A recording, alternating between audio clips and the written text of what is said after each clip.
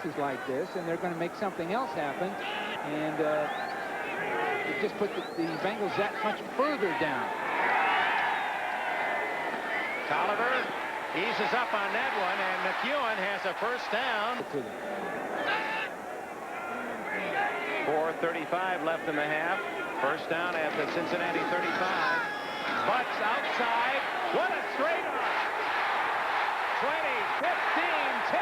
He's all the way to the 7-yard line. 8 yards on that carry. He used both finesse and power, and it's first and goal. They spot it at the 8. Butts again. Right into the thick of the pile. Might have gotten a yard. Richards that time, excellent blocking. Eric Floyd's done a fine job, and of course Courtney Hall with just a few days experience and exposure to the vision. Doing very, very well. Bengals have to attack. They have to attack now. Tolliver trying to add to that 13-7 lead. It's Butts again. Down to the 1.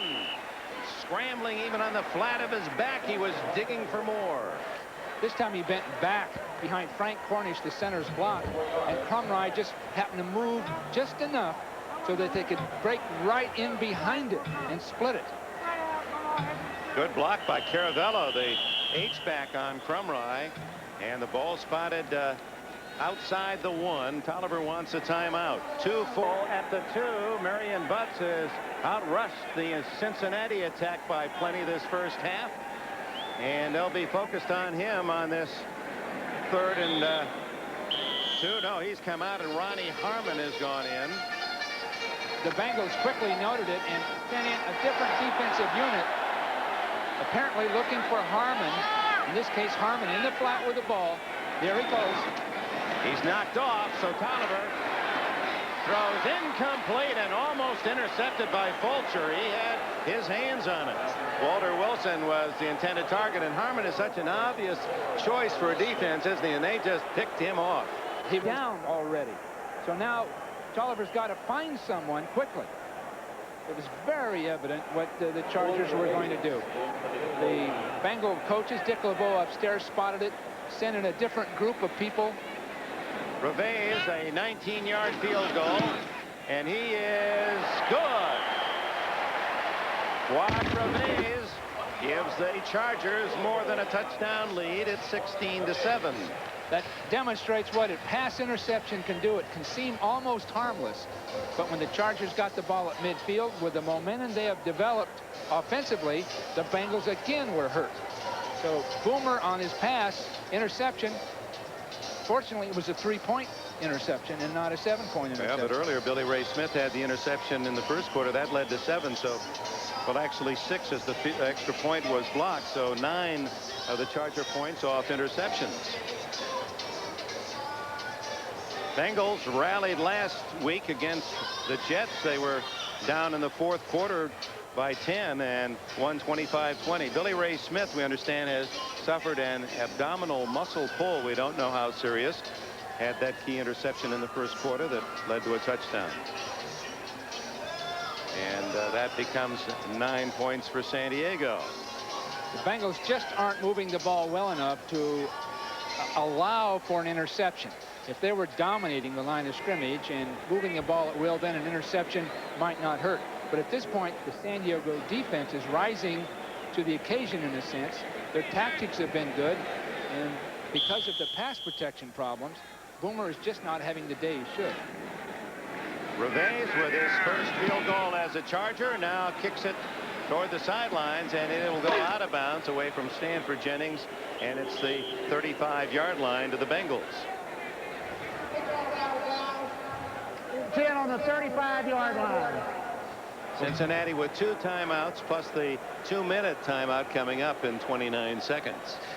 Marion Butts could be a big factor in the second half too, Dick, because as people tire, that big 250-pound back starts breaking tackles. So this is a critical drive for the Bengals because they're going to have to get some kind of score out of it with these last little over 2 minutes remaining. Got to get something because they're in for trouble in that second half with Butts. Boomer getting away from Phillips. but not from Grossman, and a flag goes down. And Leslie O'Neal and Grossman chasing Boomer out of bounds, and the officials ruled that they didn't need to make the hit. He was already across the sideline. The offensive tackles are having some problems with pass rushers. Up inside Phillips, now coming outside. There's that pursuit. Now they have to lay off. He's out of bounds. Oh, it didn't look that bad. They'll protect the quarterback. Unnecessary roughness, number 91 on the defense. First down. You want to protect the quarterback, but if you put yourself in O'Neal's shoes, about the time you let up on that, Boomer puts on the brakes and goes upfield, and then you look like a fool. Right. Not that he had any intent there, but we have seen it done. Well, he was going out of bounds, but he was still a legal tackle. Oh, the penalty takes it to the 45. James Brooks for about 5. And we have the 2-minute timeout. Inspiration here in San Diego this week after the loss to Dallas last. 2nd and 5. 2 minutes to go in the half. Boomer broken up and almost intercepted. No interception, but Glenn trapped the ball, and what a play he made. They got Vincey Glenn from the New England Patriots for a number 5 pick, and he's been an outstanding safety. He's filled out that position. Nice throw to Brown. First down at the 30. And Boomer had to throw through a lot of defensive trees. He was being surrounded. Timeout, and that'll give Cincinnati 1 remaining timeout. 1:44 to go in the half. Sam White's trying to cut into the Charger lead. Reasonably well, but again, Boomer couldn't lean forward and throw the ball. And as long as Boomer has to sort of lean back to avoid the rushers, he's not going to get that ball thrown as accurately as he wants.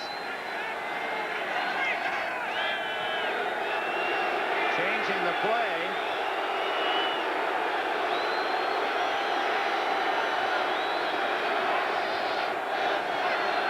Two seconds on the clock as he throws deep down the middle for Brown.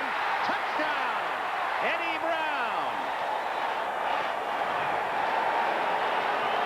Gil Byrd has his hands right in on the play, but Brown, with great concentration, makes it 16-13. What a show we've gotten from Eddie Brown today.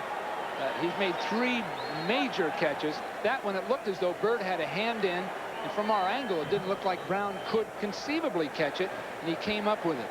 30 yards on the throw. Boomer to Brown. And Eddie Brown has 109 yards on 6 catches already in the half between those 2 great wide receivers, Anthony Miller and Eddie Brown. We're seeing something. Breach adds the extra point. And that blocked extra point earlier by Francis may indeed be a very big play in this game.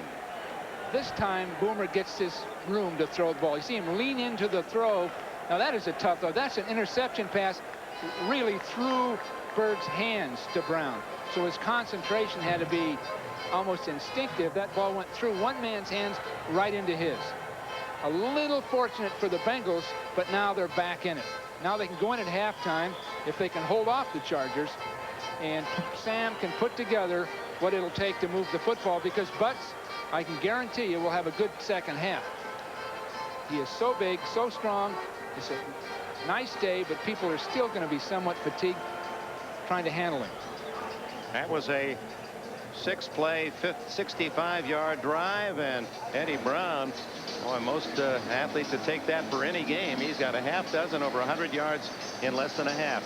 The Chargers feel, while their weakness may be that young offensive line, they are strongest over last year at the improvement in special teams. They really have a sense that they're going to have some big kickoff returns. Well, they started the game today with a 40-yard return, and they've got Nate Lewis and Darren Nelson, the veteran, back.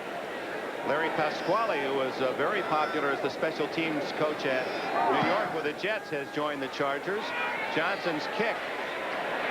Nope. Oh, Lewis almost came out. In fact, his foot touched the goal line, but the ball was still in the end zone, and that's what counts. Touchback at the 20.